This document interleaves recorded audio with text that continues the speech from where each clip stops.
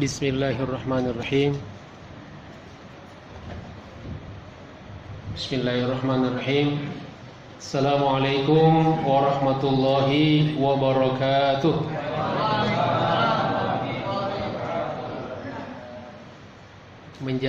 Mendengar jawaban salamnya kelihatannya banyak yang kedinginan. Sekali lagi, walaupun dingin, yang semangat jawab salamnya, saya doakan cepat berangkat umroh. Amin. Assalamualaikum warahmatullahi wabarakatuh. Alhamdulillahirabbil alamin. Wa bihi nasta'inu ala umuri dunya waddin. Wassalatu wassalamu ala asyrafil anbiya'i wal mursalin wa ala alihi wa ashabihi wa man da'a bi da'watihi wastanna bi sunnatihi wa ta'allama bi ta'limihi wa tarabba bi tarbiyatihi wa jahada fi sabilihi ila yaumiddin. Subhanaka la ilma lana illa ma 'allamtana innaka antal alimul hakim. Allahumma 'allimna ma yanfa'una wanfa'na bima 'allamtana. Rabbana zidna ilman warzuqna fahma. Rabbi shrah li sadri wa yassir li amri wahlul 'uqdatam min lisani yafqahu qawli. Alhamdulillahirabbil alamin. Ma'asyiral muslimin wal muslimat rahimakumullah. Bapak Ibu sekalian, para pejuang salat subuh, ini luar biasa. Betul-betul insyaallah ini adalah saringan ya. Yang hadir sekarang ini adalah betul-betul jamaah yang tersaring. Tersaring oleh apa Ustaz? Tersaring oleh hujan.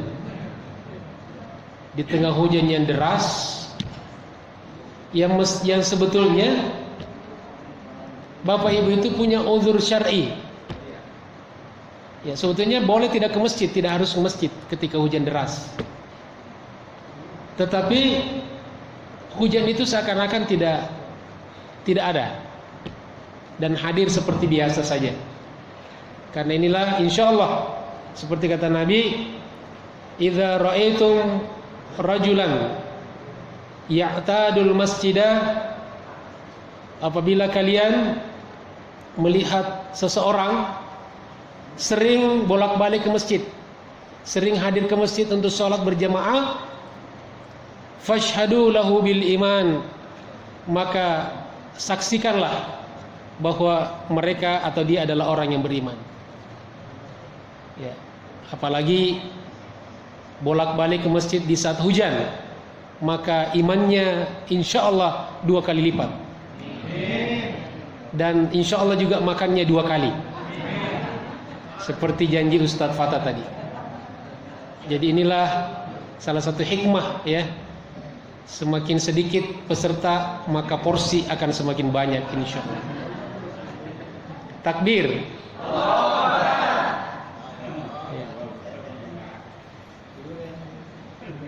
Alhamdulillah wa syukurillah jamaah sekalian yang dimuliakan Allah. Mari kita luruskan niat kita kembali. Kita ikhlaskan niat kita semata-mata mencari ridho Allah Subhanahu wa taala. Dan kita lanjutkan kajian kita pada pagi hari ini, yaitu akhlak Islam di meja makan bagian kedua. Seperti yang Bapak Ibu tentu yang hadir ketahui bahwa di pertemuan yang lalu kita sudah membahas bagian pertama, yaitu al-adab atau adabul akli qoblal al-adab qoblal akli, adab-adab akhlak-akhlak makan sebelum makan ya, dan yang kedua wal akhlak ba'dal akli, adab-adab setelah makan. qobliyah sebelum dan ba'diyah sesudah atau setelah. Tentu sekarang ini kita tidak perlu ulang lagi, karena saya yakin insyaallah Bapak Ibu sudah meresapi betul dan sudah menghafalkan betul. Jadi kita langsung saja masuk di bagian kedua, yaitu al-adab athna al-akli. Ya. Ini program bahasa Arabnya di laptop ini kayaknya kurang pas. Ya. Adab athna al-akli, adab-adab pada saat makan. Jamaah sekalian yang dimuliakan Allah, seperti di pertemuan yang lalu di muqaddimah, salah satu urgensi kenapa materi ini perlu kita selalu hadirkan, karena kita pahami bahwa di dalam Islam persoalan makan bukan hanya persoalan yang berkaitan dengan selera semata, ya. Bukan hanya persoalan yang berkaitan dengan kenyang dan tidak kenyang, tetapi persoalan makan dalam Islam ini berkaitan dengan surga dan neraka. Berkaitan dengan surga dan neraka. Jadi kalau kita makannya yang baik, maka bisa makan itu menghantarkan kita ke dalam surga. Tetapi kalau kita salah makan, ya, salah di dalam memilih makanan, maka bisa jadi wa na'udzubillah, makanan yang kita konsumsi itu bisa menjerumuskan kita atau seseorang ke dalam neraka, wa na'udzubillahi min dzalik. Itulah sebabnya mengapa perlu kita selalu membahas adab-adab seperti ini. Kelihatannya kecil, sederhana, tetapi memang orang biasanya tersandung jatuh, Pak, bukan karena batu besar, tapi biasanya orang tersandung di jalan dan terjatuh karena batu kecil. Yang membuat mobil kita biasanya mogok itu bukan besi besar, tapi besi kecil, Pak. Potongan-potongan dari besi-besi payung, dari paku bekas, itu yang menusuk ban mobil kita dan kita tidak bisa jalan mobil kita. Ya, bukan beton yang besar, bukan batu besar, bukan besi besar. Nah, oleh karena itu jemaah sekalian dimuliakan Allah,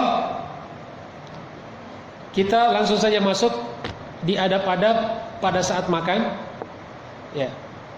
Jadi kata ulama, kalau misalnya mudah-mudahan adab-adab makan ini paling tidak bisa mengimbangi, ya, bisa mengimbangi kesalahan-kesalahan kita atau kelengahan-kelengahan kita di dalam memilih makanan. Masya Allah. Kita angkat tangan kita semuanya, Bapak Ibu sekalian. Allahumma shayyiban nafi'an. Allahumma shayyiban nafi'an. Allahumma shayyiban nafi'an. Allahumma hawalaina la alaina. Allahumma hawalaina la alaina. Allahumma hawalaina la alaina birahmatika ya arhamar rahimin.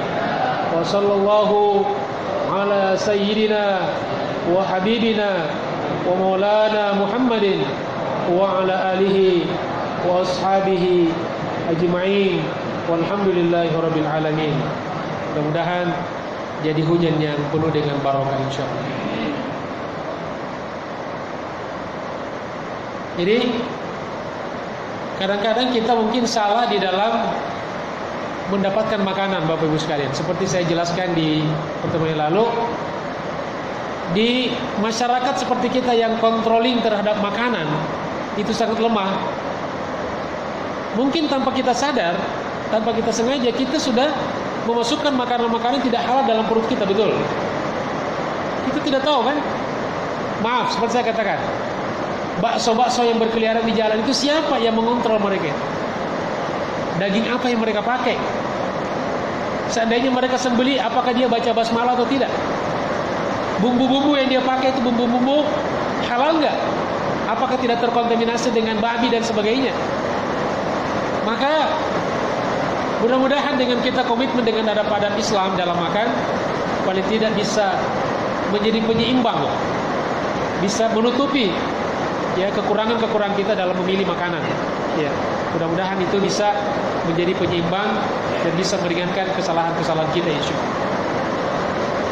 Ada setidaknya 15 adab yang bisa kita hadirkan pada hari ini yang berkaitan dengan makan, dan terutama di saat kita sedang makan.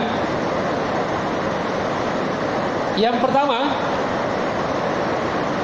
pertama adalah memulai dengan membaca basmalah. Ya. Memulai dengan membaca basmalah.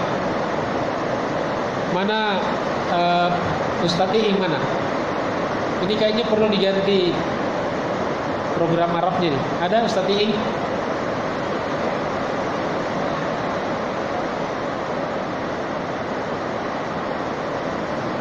Ya. Jadi adab yang pertama adalah memulai dengan membaca basmalah, yaitu dengan membaca Bismillahirrahmanirrahim. Itu minimal. Tuh. Ini kadang-kadang karena saking sederhananya, karena saking gampangnya, ya kita seringkali makan lupa baca basmalah. Betul ya? Ya. Lupa membaca basmalah.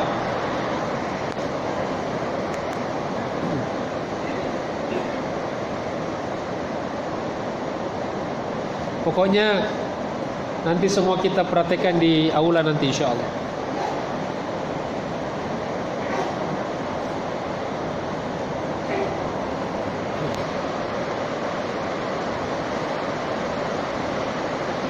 Rasulullah SAW bersabda dalam hadis riwayat Abu Daud dan Tirmidzi, ya, ini huruf-hurufnya berpisah-pisah, ya. Kata Nabi SAW, "Idza akala ahadukum," apabila salah seorang di antara kalian makan. Artinya salah seorang di antara kalian mau makan. Ya. Ini padahal di hadis ini pakai fi'il mudhari. Fi'il madhi. Yaitu menunjukkan kata kerja yang sudah berlalu. Jadi apabila salah seorang di antara kalian sudah makan. Tapi maksudnya apabila salah seorang di antara kalian mau makan. Ya. Maka kata Nabi, "Falyadhkurismallahi ta'ala." Hendaklah dia membaca basmalah, ingat nama Allah.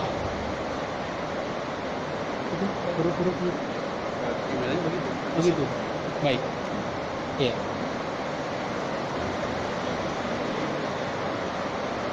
Maka hendaklah dia menyebut nama Allah, yaitu dengan baca Bismillahirrahmanirrahim, ya. Atau paling tidak Bismillah. Itu paling pendek. Ustaz, ada lagi yang paling pendek enggak? Udah enggak ada yang paling pendek lagi. Ya, ini doanya pengen pendek, makanya pengen panjang. Ya, itu yang paling pendek. Bismillah. Bagus. Bismillahirrahmanirrahim.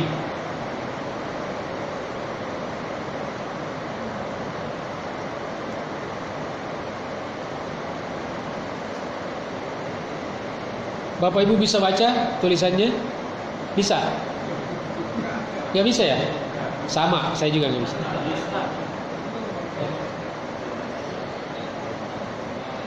Kemudian karena ini adalah perkara yang ringan, ya, sering dilupakan, maka Nabi SAW sudah mengantisipasi.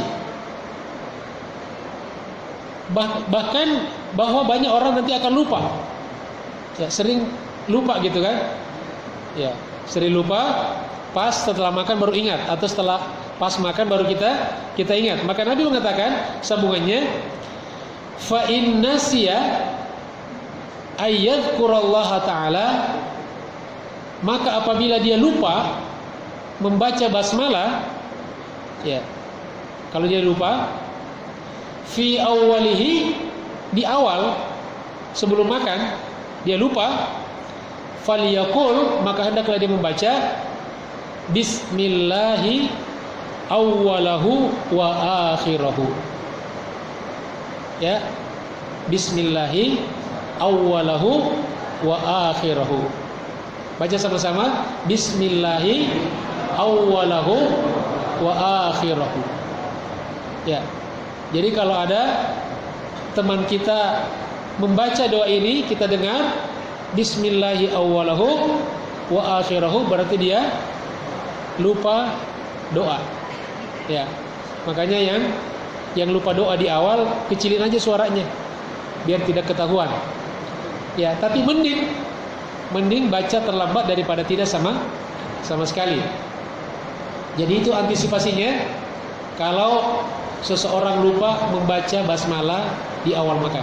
Bismillahi awwalahu wa akhirahu, dengan nama Allah di awal dan di akhir. Jadi sudah dibendung di awal dan di akhir. Tidak ada yang terlewatkan. Ya. Tapi ini kita harapkan jangan sering-sering dibaca. Ya, jangan yang ini hanya kalau suatu ketika nanti lupa baca doa, baca basmalah di awal. Ya. Tapi jangan sering-sering. Jamaah sekalian, kemudian yang kedua, adab yang kedua, mengakhiri dengan membaca hamdalah. Mengakhiri dengan membaca hamdalah, yaitu alhamdulillah. Ada yang pernah bilang, Ustaz, saya alhamdulillah setiap habis makan baca hamdalah. Dia bilangnya hamdalah. Gak boleh. Itu tidak cukup. Tapi harus disebutkan dengan alhamdulillah.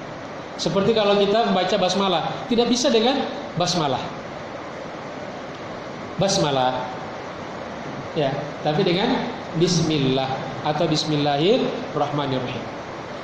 Jadi yang kedua, kalau sudah selesai makan, maka diakhiri dengan membaca alhamdulillah.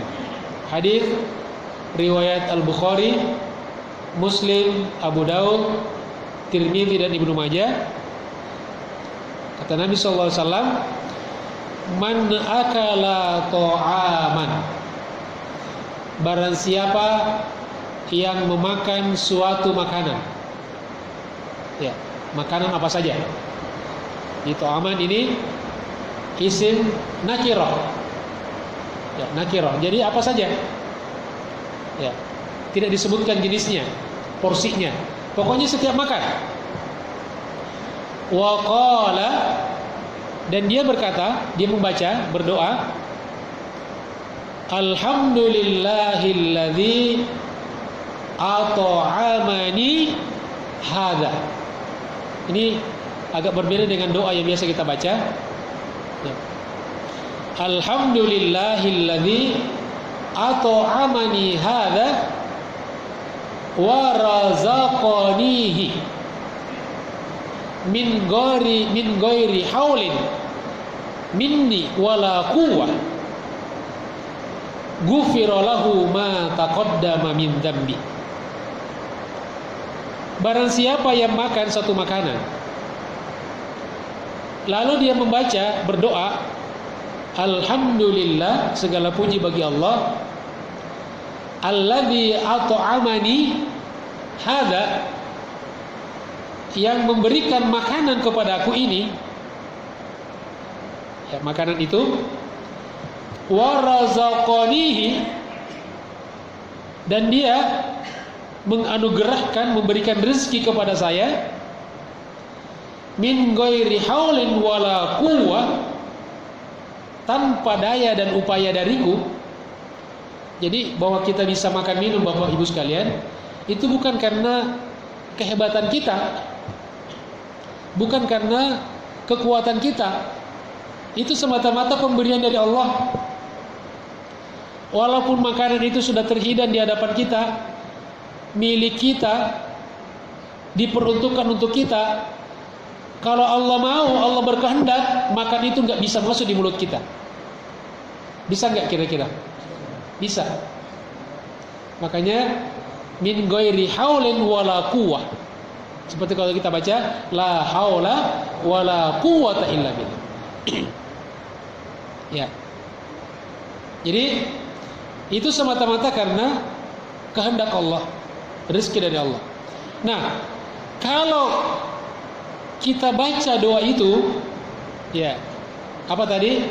Alhamdulillahilladzi at'amani hadza wa razaqanihi min ghairi haulin minni wala quwwah. Bisa hafal? Ya, kita baca sekali ya.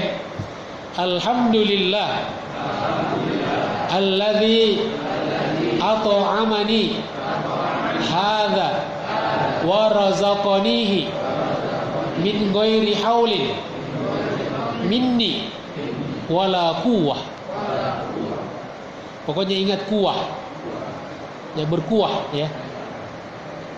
Kuah itu kekuatan. Nah, kata Nabi, kalau kita setelah makan, nanti kita praktekin ya, membaca doa itu, ghufira lahu ma taqaddama min dzambi, maka diampuni dosa-dosanya yang telah lalu. Subhanallah. Ini saya katakan bahwa dalam Islam makan bukan sekadar persoalan selera, persoalan kenyang atau tidak kenyang, tapi sampai persoalan dosa kita diampuni atau tidak. Jadi kita bisa diampuni ma taqaddama min dzambihi, yang telah lalu dari dosa-dosa kita, bukan ketika puasa saja kan? Ya, man shoma ramadhana imanan wa ihtisaban ghufira lahu. Ternyata setiap makan pun kita bisa dapatkan itu. Bahkan bisa setiap hari kita bisa dapatkan keutamaan itu. Ghufira lahu ma taqaddama min dzambihi. Mudah-mudahan dosa-dosa kita diampuni oleh Allah Subhanahu wa taala. Jadi subhanallah, Islam luar biasa. Kita makan, ya, sudah dapat makanan, sudah dapat pahala, dosa-dosa kita juga diampuni. Subhanallah. Yang ketiga, makan dengan tangan kanan. Ya, juga kadang-kadang, maaf, saya sering di majelis-majelis masih melihat ada orang-orang yang sudah tua, ya, orang-orang yang sudah senior, mestinya mencontohkan yang kecil-kecil, yang muda-muda, masih minum pakai tangan kiri, masih makan dengan tangan kiri. Saya kadang-kadang kalau lihat dan saya kenal, tidak sungkan-sungkan saya ingatkan itu. Ya, jadi kita tolong, ini halal kecil nih Bapak Ibu sekalian, tapi kita harus saling ingatkan. Di rumah kita ada mantu kita, anak kita, mungkin suami istri kita gitu kan. Jangan ragu-ragu untuk mengingatkan. Kapan lagi? Itulah dan pahala untuk kita. Insya Allah kalau niat kita ikhlas, saya menegur dia, saya ingatkan dia mencari ridho Allah, bukan pengen ribut, bukan sok pintar, sok alim, ya. Jadi kalau ada orang kita ingatkan, kita nasihati, lalu dia bilang, sok alim loh. Nah kita bilang aja, loh sok kafir loh gitu. Ya, keras ya, terlalu keras. Diam aja, kita doakan mudah-mudahan dapat hidayah. Jadi makan dengan tangan kanan, ya, bukan dengan tangan kiri. Kalau tangan kiri itu namanya orang apa? Orang yang kiri pakai kidal ya. Kalau kidal itu apa? Itu singkatan. Tahu ada singkatannya kidal? Ya, kiri dari lahir. Kiri dari lahir. Berarti kalau kanan kadal. Ya, kanan dari lahir. Cuma jarang kita pakai yang kadal kan? Ya, tapi kidal yang sering kita pakai. Gitu. Jadi makan, minum pakai tangan kanan. Ya. Ustaz, tangan saya yang kanan kotor. Gimana caranya? Jadi ini ambil, ya, bagian kiri, ya, kemudian dikasih bantuan kanan nih. Ini punggungnya kan nggak kotor kan? Ustaz, saya kotor semua nih. Ini berarti ketika dia makan itu dia ngaduk-ngaduk di gitu. Ya paling tidak yang kotor itu cuma jari-jarinya kan. Nah, jadi kalau jari-jari kita kotor karena makanan yang berkuah, yang basah, maka ia megang tangan kiri, kemudian ditumpuh dengan tangan kanan. Ya, begini. Jadi jangan sampai berdiri sendiri tangan kiri. Jadi ada usaha. Yang penting ada usaha. Kemudian makan dari bagian pinggir makanan yang di depan. Jadi ini biasanya makan itu kan makan rame-rame, misalnya kita makan beberapa orang satu nampan. Ya, tergambar kan Bapak Ibu? Nah, pada biasa makan seperti itu kan. Nah, maka kita makan dari pinggir-pinggir di hadapan kita tuh. Pinggir-pinggirnya dulu. Lalu kalau kurang, kalau habis tarik lagi dari tengah. Ya, tarik dikit-dikitnya, jangan banyak-banyak tariknya. Karena di sebelah kita juga narik gitu kan. Narik. Ya, jadi tarik, habis tarik lagi. Sampai sudah tidak ada lagi yang ditarik. Jangan punya teman kita yang udah ditarik, ketarik lagi. Itu ngajak ribut namanya. Jadi yang di depan, makanya di depan jangan dipakai dulu. Karena ini punya bersama. Tarik pinggir, makan. Itu maksudnya tuh. Makan dari bagian pinggir makanan. Yang di depan. Depan kita. Jangan yang di depan orang lain. Ya. Bukan dari bagian tengah makanan. Tadi saya katakan itu. Karena bagian tengah ini masih milik bersama. Ya, milik bersama. Jadi lauhnya itu ditumpuk di tengah. Ya, nanti ngambil masing-masing. Kalau kita berlima ngambil masing-masing. Kurang tambah. Ya. Tapi jangan ngambil dikit kemudian yang lainnya kabur. Pokoknya kamu tanggung jawab habisin gitu. Ya kalau dia yang ada juga yang senang. Terima kasih kata. Ini yang memang saya tunggu-tunggu. Dalilnya yang pertama hadis Bukhari Muslim, kata Nabi, ya gulam sammillah. Wahai gulam, ini Nabi sampaikan kepada Abdullah bin Abbas. Jadi gulam itu anak kecil. Tapi juga untuk bagi orang-orang yang besar. Jadi ini karena beliau berbicara ketika itu dengan anak kecil. Ya. Kalau sekarang yang bukan hanya yang harus kita ingatkan anak kecil, bapaknya, orang tuanya anak kecil juga suka lupa. Sammillah, sebut nama Allah. Ini ketika makan ya. Jadi Nabi itu langsung praktek. Jadi Nabi sampaikan bukan di majelis taklim, tapi ketika ada perjamuan makan. Di situ ada Abdullah bin Abbas. Sebut nama Allah. Wa kul biyaminika, makan dengan tangan kananmu, dengan kadal, ya, dengan tangan kanan. Wa kul mimma yalika, dan makanlah yang ada di hadapanmu. Kira-kira kenapa Bapak Ibu sekalian Nabi itu ngajarin anak kecil, tapi tujuannya juga untuk orang besar? Kenapa kira-kira? Kenapa Nabi tidak menegur orang tua? Kenapa Nabi tidak negur Abu Bakar misalnya? Ya? Ya, ini juga akhlak. Jadi kalau orang tua disuruh-suruh, apalagi di hadapan orang banyak, kadang-kadang sering baper. Ya, betul ya? Bisa-bisa nggak makan dia, pulang dia. Betul? Ya, langsung pulang dia. Tapi Nabi negur anak kecil cuek aja dia. Tapi diperdengarkan, dan ternyata terbukti bahwa Nabi nasihatnya kepada Abdullah bin Abbas, tapi seluruh umatnya memanfaatkan itu. Betul. Alhamdulillah. Kemudian yang kedua, kata Nabi, al-barakatu tanzilu wasatat ta'ami. Barakah, keberkahan. Jadi kalau makanan itu ada barokahnya. Dan itu yang kita uber sebetulnya, Bapak Ibu sekalian. Jadi dalam hidup ini yang kita, apapun yang kita lakukan selalu pengen yang apanya? Barokahnya, berkahnya. Al barakatu tanzilu wasatat ta'am. Keberkahan itu turun di tengah-tengah makanan.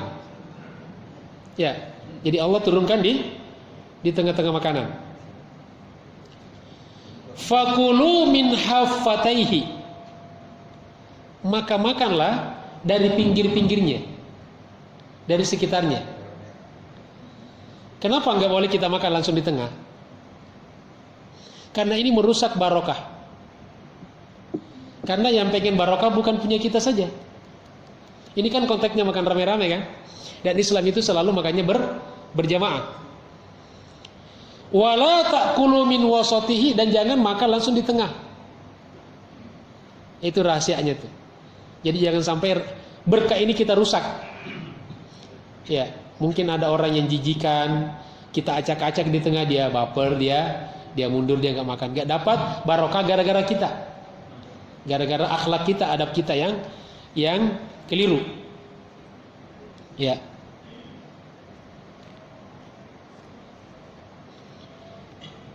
Adab yang keempat, menjilat atau menjilatkan jari-jari tangan sebelum dicuci. Ya, menjilat atau menjilatkan jari-jari tangan sebelum dicuci. Ya, ini diantara, ini termasuk sunnah yang saya sendiri jarang lakukan. Ya, karena inilah sunnah-sunnah yang seperti ini butuh pemahaman. Ada konteksnya gitu kan. Jadi jangan sampai ada orang yang saklek pokoknya ini sunnah. Allahu Akbar gitu. Ya, sunnah. Ya, pokoknya makan jilat gitu kan. Kalau jilat, ya jilat atau menjilatkan. Hadisnya kata Nabi, hadis riwayat Abu Daud dan Tirmizi, idza akala ahadukum, apabila salah seorang di antara kalian makan ta'aman, satu makanan. Ini terutama makanan yang bisa lengket di jari-jari kita. Makanan-makanan yang agak-agak basah. Ya. Fala yamsah asabi'ahu. Janganlah dia melap, membersihkan atau mencuci jari-jarinya hatta yal'aqaha, sampai dia jilat. Ya, saya tidak usah praktekkan Bapak Ibu ya. Nanti praktekkan nanti di aula ya. Ya. Jadi sampai dia jilat, dia sendiri yang jilat jari-jarinya. Tentu yang ada makanannya kan. Kalau tidak lengket nggak usah jilat. Au yul'iqaha. Kalau menjilat sendiri ini masih rada-rada biasa nih. Ya. Jadi kita sendiri yang jilat tangan kita. Tapi ini au yul'iqaha, atau suruh orang jilatin. Ya. Ada yang pernah praktekin nggak nih? Ini berat nih. Nah, ini kayaknya nggak bisa kita praktekin nanti di aula. Kecuali ada yang mau gitu kan. Tolong jilatin. Ini Ustadz, ada nggak yang pernah kejadian seperti ada? Ini biasanya pengantin baru, suami istri. Tapi yang rada-rada pengantin baru. Ya, kalau pengantin baru kan masih apa aja indah lah gitu kan. Nah, tapi kalau sudah punya anak, ya ini jangankan suruh jilat. Mah jilat dong, jilat sendiri katanya. Apalagi anak udah 3 gitu kan, udah bercucu gitu kan. Jangan coba-coba suruh jilat tangan. Inilah saya katakan sunnah-sunnah yang tidak saklek, butuh pemahaman ya. Seperti bersiwak, ada orang bersiwak di mana-mana gitu kan.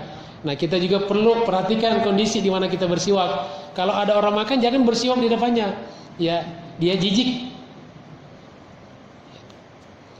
Kemudian kenapa? Apa rahasia? Kenapa sampai makanan yang melekat di jari-jari kita, disuruh bersihkan, jangan sampai kita buang, jangan dicuci. Oh, Islam jorok, kenapa nggak dicuci aja langsung? Ada rahasianya.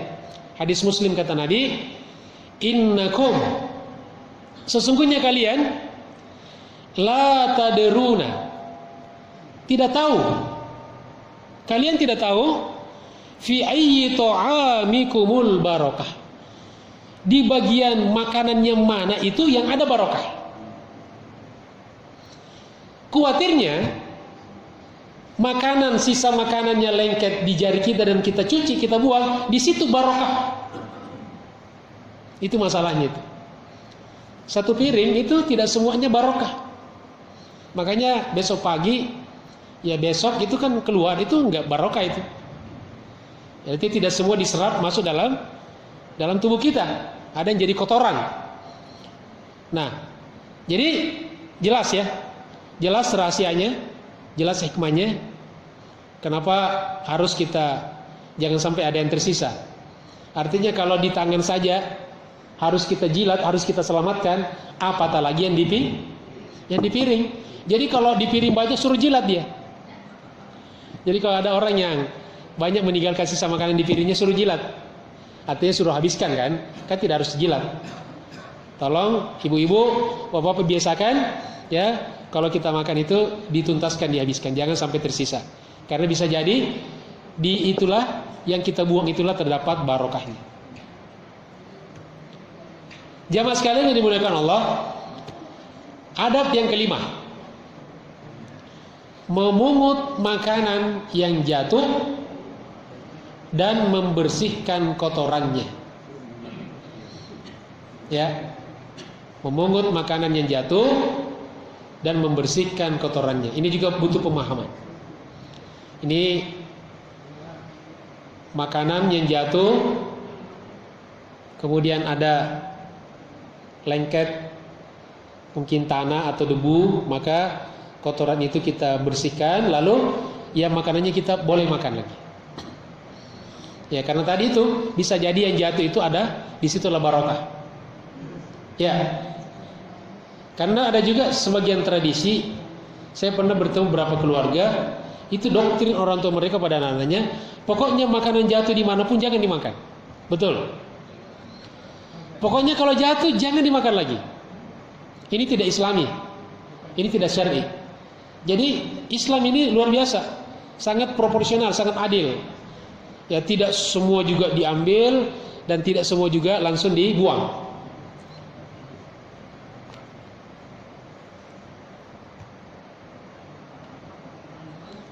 Kata Nabi, hadis Muslim, idza saqata luqmatu ahadikum, apabila jatuh potongan makanan salah seorang di antara kalian.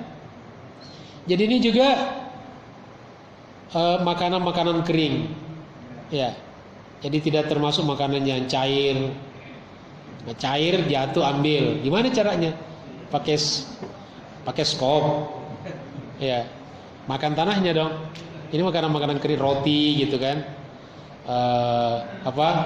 risol. Nanti bapak ibu coba beli risol kemudian pura-pura jatuhin gitu kan. Jangan.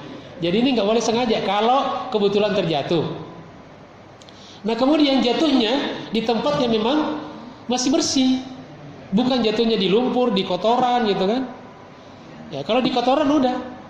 Mau bersihin apa? Sudah terkontaminasi kan? Ya, pas jatuh di atas tai ayam misalnya. Ya, masa bersihin tai ayamnya? Ya. Kemudian kata Nabi, apabila jatuh makanan salah seorang di antara kalian, falyakhudha, maka hendaklah diambil.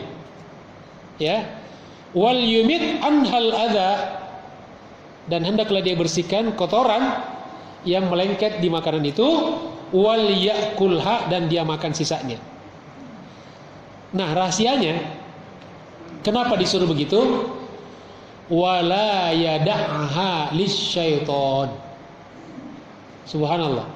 Jadi ada konsiderannya, ada alasannya. Jangan dia tinggalkan untuk setan.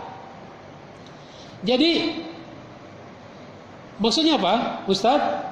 Jadi kalau kita makan dan makanan kita jatuh lalu kita buang, maka itu cara setan. Jadi setan mengalahkan kita. Yang kedua, kata ulama, kalau kita berikan kepada setan, maka setan memperkuat dirinya dan bisa menggoda kita balik. Subhanallah. Sampai sejauh itu Islam. Kemudian yang keenam, adab yang keenam, bernafas 3 kali dan tidak tiup minuman. Bernapas 3 kali dan tidak meniup minuman.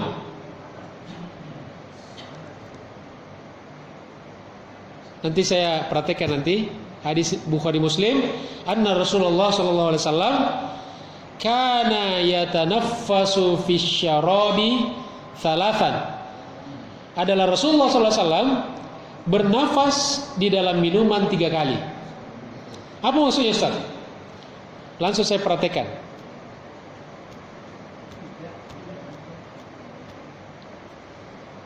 Nih. Ya. Maaf ya. Haus ya? Enggak ya? Jadi tadi bismillah kan? Jangan lupa bismillahnya. Bismillahirrahmanirrahim. Alhamdulillah. Bismillahirrahmanirrahim. Alhamdulillah. Bismillahirrahmanirrahim. Alhamdulillah. Berapa kali? 3 kali, itu maksudnya itu. Nah, setelah itu silakan mau gluk boleh. Ya. Yang penting 3 kali pertama. Dan kata Syekh Mutawalli Sya'rawi, seorang ulama besar di Mesir, Al-Azhar, ini coba perhatikan nih.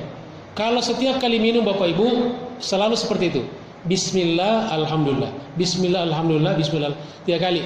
Nanti Bapak Ibu akan merasakan dampaknya. Coba biasakan berapa hari, sudah akan terasa dalam diri kita bahwa kita mendapatkan barokah, manfaat dari cara itu. Siap? Praktekkan begitu. Setiap minum apapun.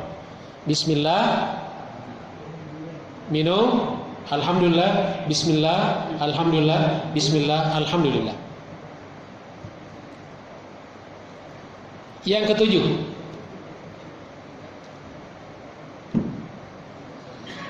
tidak sampai kekenyangan. Ya, tidak sampai kekenyangan berlebihan. Jadi ini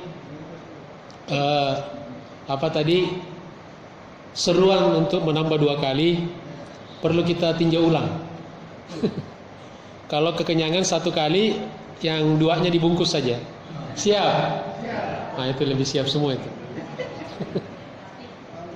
Ya, sediakan pembungkus. Kata Nabi, ma mala'a adamiyun wi'aan. Tidaklah anak cucu Adam, keturunan Nabi Adam, maksudnya manusia, mengisi suatu bejana. Ya, suatu bejana. Tempat seperti ini, ya, penampungan. Syarram min batnihi, lebih buruk daripada perutnya. Apa maksudnya? Ya, jadi kegiatan manusia mengisi suatu bejana, yang paling buruk adalah ketika mengisi perutnya. Ya, kan kita tiap hari isi kan? Masuk semuanya. Ya, apalagi sambil gosip, wow, lancar banget masuk tuh. Tambah tidak berdoa, tambah enak makannya itu. Karena dibantu oleh setan. Ya. Maka kata Nabi, bihasbi bini Adama, maka cukuplah bagi manusia, anak cucu Adam, luqaimatun, beberapa suap, beberapa potong. Ya, kalau makanan dipotong-potong, beberapa potong. Yuqimna sulbahu, yang penting bisa menegakkan tulang sulbinya. Ya. Jadi asal kita bisa tegak duduk dan berdiri, nggak, maksudnya tidak loyo, sudah ada kekuatan, cukup. Itu dasarnya itu. Ya. Jadi sebetulnya Bapak Ibu kita ini ya boleh tidak makan karena masih kuat tulang sulbinya kan. Kecuali sudah mau jatuh, nah, segera. Kalau yang sudah duduknya tidak normal lagi, saya persilakan duluan ke aula. Tapi kelihatannya masih kuat semua nih. Alhamdulillah. Tapi Nabi sudah memprediksi bahwa manusia tidak mungkin makan dengan minimalis. Tidak ada yang makan pokoknya asal bisa duduk, bisa berdiri tegak, stop. Tidak. Lalu Nabi ini Islam luar biasa mengantisipasi. Fa illam yaf'al, kalau dia tidak bisa melakukan arahan seperti itu, dan arahan ini jarang orang bisa melakukannya. Jarang ada orang misalnya makan di situ banyak risol lalu dia cuma ngambil satu atau setengah. Saya setengah aja ya, karena saya udah gemuk gitu misalnya. Justru paling gemuk paling banyak ngambilnya. Maafin yang gemuk nih, saya juga termasuk. Ya. Kalau dia tidak bisa melakukan itu, arahan tulang sulbi itu, fathuluthul li ta'amihi, maka lambung itu dibagi tiga. Bagi 3 porsi, sepertiga untuk porsi makanan, wa thuluthul li syarabihi, sepertiga untuk alokasi minuman, wa thuluthul li nafasihi, sepertiga untuk bernafas. Ya. Jadi bagi 3. Ustaz, caranya kita bagi lambung kita sepertiga seperti apa? Ya kita bisa merasakan. Masing-masing kita merasakan. Jadi bukan orang lain ngatur, kamu sepertiga ya. Kita yang bisa merasakan perut kita. Ya, jadi kalau sudah masuk nasi uduk, wah, udah sepertiga nih, stop. Masuk air 2/3. Nah, sisanya sepertiga bernafas. Jadi kalau kita habis makan, habis minum, masih lega bernafas, berarti alhamdulillah masih aman. Tapi kalau baru makan sudah ya sudah susah narik nafas, ini berarti jangan-jangan 2/3 diambil oleh makan. Ini biasanya kejadian Bapak Ibu kalau buka puasa. Ya, buka puasa. Lanjut. Kita selesai jam berapa? Sampai syuruk ya. Jam 7. Ya. Kalau hujan begini cepat lapar ya. Ya. Tapi sabar dulu, sabar. Ya. Insya Allah nanti kita sabar sampai selesai, makan makin nikmat. Insya Allah. Yang ke-8. Nah, ini senangnya orang tua nih. Mendahulukan orang tua. Ya. Mendahulukan yang di sebelah kanan dan yang menyuguhkan atau tuan rumah, yang traktir yang terakhir. Ya. Jelas? Nah, makanya kata Nabi di hadis riwayat Bukhari Muslim, kabbir. Jadi ketika dalam satu perjamuan makan, Nabi mengatakan kabbir. Dahulukan yang besar. Maksudnya dahulukan yang tua. Ya. Ini kita praktekkan ya nanti ya. Jadi yang merasa paling tua silakan paling depan. Kami yang muda-muda ya akan mengalah. Tapi jangan yang muda-muda dahulu ke orang tua lalu disalib. Ngambil jalan lain. Ya. Ini sunnah ya. Perlu kita dahulukan yang tua. Karena yang tua ini kita sudah tahu pasti makannya dikit. Kemudian kata Nabi di hadis Bukhari Muslim juga, al-aymana fal ayman. Ya. Dahulukan yang ada di sebelah kanan. Ya, jadi kalau kita makan itu di sebelah kanan kita, makanan itu kita geser ke kanan. Ya, kalau makanan yang biasanya digeser-geser, maka jangan gesernya ke kiri, tapi ke kanan. Makanya kalau yang tahu syar'i, dia biasanya cari duduk yang kanan-kanan. Ya. Al-aymanu fal-ayman. Tapi pernah satu kejadian dalam satu perjamuan makan, Nabi di situ ada sahabat-sahabat senior, tapi juga ada Abdullah bin Abbas. Kebetulan Abdullah bin Abbas duduknya di sebelah kanan Nabi. Ya. Sementara Abu Bakar, Umar dan yang lainnya di sebelah kiri Nabi. Abdullah bin Abbas, dia anak muda. Padahal hadisnya kan, ini dilema nih. Dahulukan yang tua atau ngasih sebelah kanan? Dua-duanya sunnah. Kita dahulukan yang mana? Ngasih Abu Bakar, tapi dia kiri. Atau ngasih yang sebelah kanan, tapi dia muda. Ini Nabi sudah pernah kejadian nih. Lalu apa yang dilakukan Nabi? Nabi minta izin kepada Abdullah bin Abbas. Ya, bin Abbas, maaf ya, saya dahulukan yang tua dulu. Artinya apa? Mestinya diberikan kepada dia, tapi minta maaf. Ya, karena di sini ada orang tua. Artinya keutamaan orang tua lebih tinggi daripada keutamaan posisi. Tapi kalau sudah orang tua di kanan pula, ini alhamdulillah. Makanya orang tua nanti kita taruh di sebelah kanan. Tapi makanannya di sebelah kiri. Sama aja bohong. Kemudian kata Nabi, saqil qaumi akhiruhum, yang menyuguhkan makanan itu yang terakhir. Jadi jangan yang paling duluan. Ya. Ini kadang-kadang yang terakhir yang duluan. Jadi tuan rumah biasanya kan mempersilahkan tuh nyuguhin. Kalau minuman, bahkan kalau di tradisi orang Arab itu dia yang megang teko. Ya. Dan kalau minum teh misalnya itu nggak pernah sekali, makanya gelasnya orang Arab kecil. Ada yang bilang, Ustaz, kok orang Arab gede tapi gelasnya kecil? Jangan lihat ukurannya, lihat volumenya. Jadi dia minumnya tidak sekali. Kalau kita gede tapi sekali, itu pun nggak habis. Arab gelasnya kecil, tapi bisa 5 kali. Ada tekonya, ada cadangannya. Nah, yang pegang teko ini tuan rumah. Jadi kalau ngelihat tamunya udah mulai kosong, dituang lagi. Dia terakhir. Jangan nuang untuk dirinya, minum dulu, ya, baru kasih tamu. Kemudian yang ke-9, tidak makan lebih banyak dari orang lain. Khususnya ketika makanan sedikit. Lancar. Oke? Jelas ya?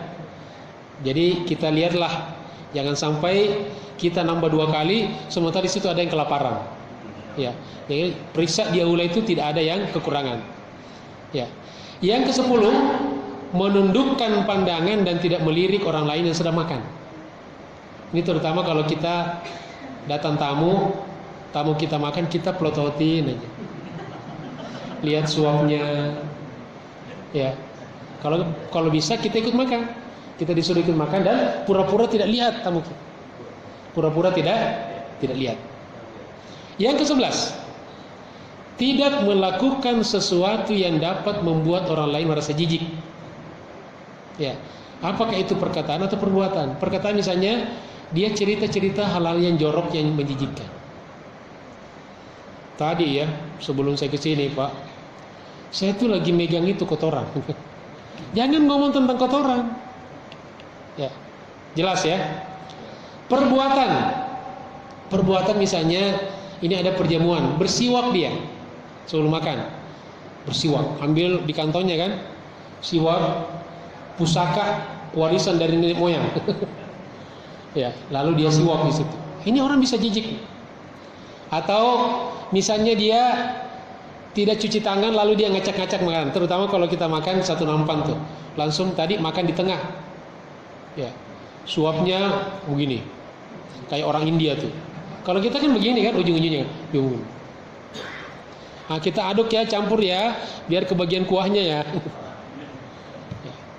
Yang ke-12, kalau makan bersama fakir miskin, maka dahulukan mereka. Misalnya kita ngundang orang-orang susah, ya, orang-orang miskin. Jadi mestinya ini yang kita dahulukan. Jadi jangan kita menjamu orang-orang kaya. Karena kalau orang-orang kaya kita jamu Bapak Ibu, cuma dia pintar, dia tidak bersyukur, malah mencela. Kurang inilah, gak enak lah. Karena ini udah biasa. Yang kita suguhin itu sesuatu yang biasa dia makan. Tapi kalau kita ngundang anak yatim, orang-orang susah, maka apapun kita kasih dia bersyukur. Karena jarang-jarang dia makan. Jadi kalau kita ngundang mereka, kita dahulukan. Ya. Kita justru ikut, ayo suruh nambah, suruh memperhatikan, jangan sampai ada yang tidak kebagian dari mereka. Yang ke-13, santun dan menghormati orang yang punya kedudukan.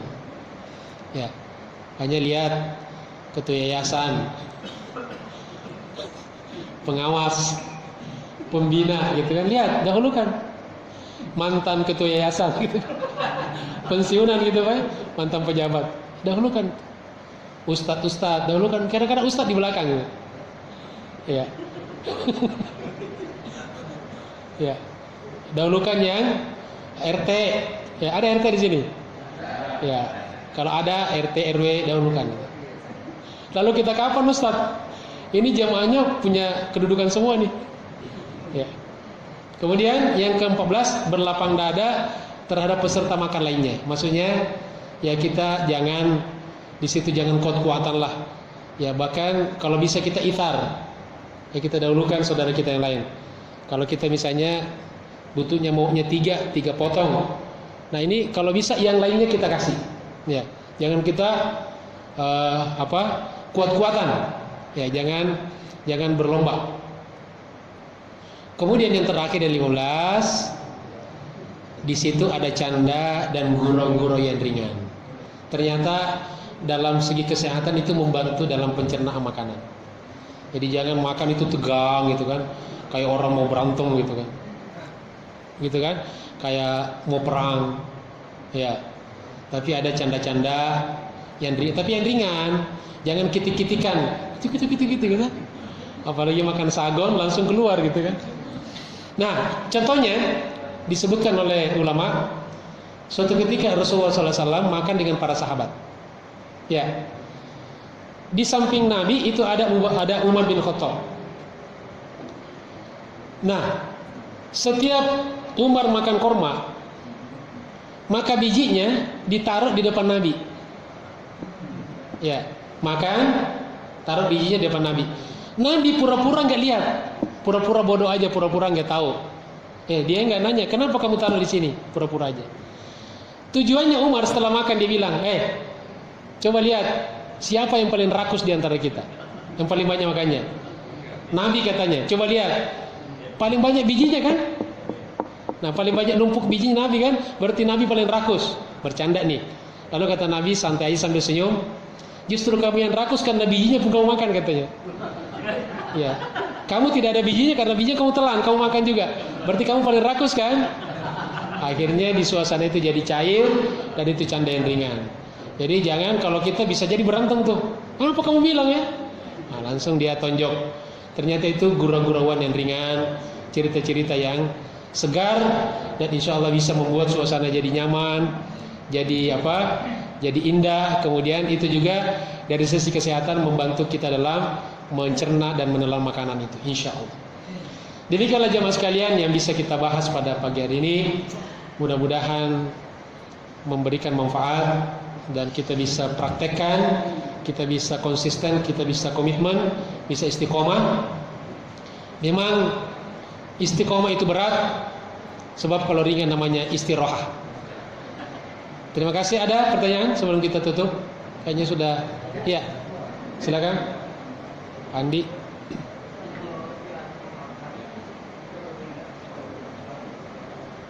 Ya. Apa? Saya kurang apa?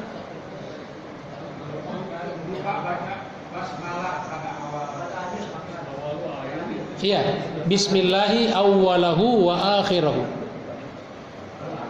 Iya, itu doanya. Jadi kalau kita sedang makan nih, atau setelah makan, kita baru ingat, oh tadi saya nggak baca doa nih, tidak baca basmalah, maka langsung kita baca bismillahi awwalahu wa akhirahu. Ya, silakan Pak, siapa? Ya. Kita sering mendengarkan kata-kata barokah. Ya. Bagaimana untuk nyata berperan dalam kehidupan itu barokah itu barokah utamakan diri. Ya. Dua yang bismillah, alhamdulillah, makan aja ya. Ada satu nafas tadi atau bismillah kalau satu nafas, satu nafas 3 kali bismillah, alhamdulillah. Ya. Yang kita tadi satu nafas, awalnya bismillah, karena alhamdulillah 3 kali. Ya. Ya. Itu untuk minum, Pak. Untuk minum. Saya sudah perhatikan tadi kan? 3 kali. Mau saya perhatikan lagi? Cuma sudah perut kembung, Pak. Maaf ya. Nanti takut saya nggak bisa makan nanti. Jadi bismillah, minum, alhamdulillah. Bismillah kan bernapas tuh. Bismillah, alhamdulillah. Bismillah, alhamdulillah. Setelah itu bisa kita terserah. Itu sudah aman. Kalau makan nggak pakai napas-napas kalau makan. Ini buat minum saja. Iya. Bismillah, minum. Keluarin, alhamdulillah kan? Ya bernapas. Kalau nggak bernapas mati nanti. Bernapaslah. Ya jangan tahan napas, Pak. Tahan napas nanti kan. Minum, bismillah. Kemudian keluar napas, alhamdulillah. Setelah itu baru langsung. Nah kemudian barokah. Barokah itu bisa ada yang kelihatan, ada yang tidak kelihatan. Yang kelihatan Bapak Ibu, kalau kita, ini terutama ibu-ibu ya, saya merasakan, saya alhamdulillah dididik di keluarga yang sangat komitmen dengan makan berjamaah. Saya ingat ibu saya, bapak saya, setiap makan tidak pernah kita boleh makan sendiri. Jadi saya 8 bersaudara, jadi selalu kita bersepuluh makan. Dan di situ terasa makanan sedikit bisa cukup. Nih cerita nih kadang-kadang 2 biji telur bebek itu didadar Bapak Ibu, itu cukup bagi kita dibagi 10. Ya. 2 telur bebek didadar, potong 10. Cukup kita makan dengan nasi. Coba anak-anak sekarang kasih telur bebek 1, dibuang dia. Ya, ini barokahnya. Nah, yang tidak terlihat ini lebih dahsyat. Jadi bisa jadi yang kita makan itu memberikan kesehatan. Ya, bisa jadi obat. Makanya ada istilah jadikan makananmu sebagai obat dan jangan jadikan obatmu sebagai makanan. Sekarang kita bisa menjadikan makanan kita obat. Salah satunya setiap kita makan baca doa. Jadi apa yang kita konsumsi jadi obat. Tapi kalau kita tidak mengindahkan adab-adab syariah, bisa jadi kita terkena nanti jadikan obatmu sebagai makanan. Ada orang tiap hari makan obat kan? Jadi makan obat terus. Nauzubillah min zalik. Jadi yang sekarang ini kita jadikan makananmu sebagai obat dan jangan jadikan obatmu sebagai makanan. Nah mudah-mudahan dengan adab-adab ini bisa makanan yang kita makan tidak mengandung kolesterol, bahkan bisa mengusir kolesterol, bisa pencernaan kita lancar, tidak ada nyangkut di dalam, tidak ada jadi penyakit, semuanya jadi barokah, dan itulah sesungguhnya inti dari yang dimakan dengan keberkahan. Baik, demikianlah jemaah sekalian, kita tutup dengan kafaratul majlis. Subhanakallahumma bihamdika asyhadu an la ilaha illa anta astaghfiruka wa atubu ilaik. Wallahu minkum. Wassalamualaikum warahmatullahi wabarakatuh.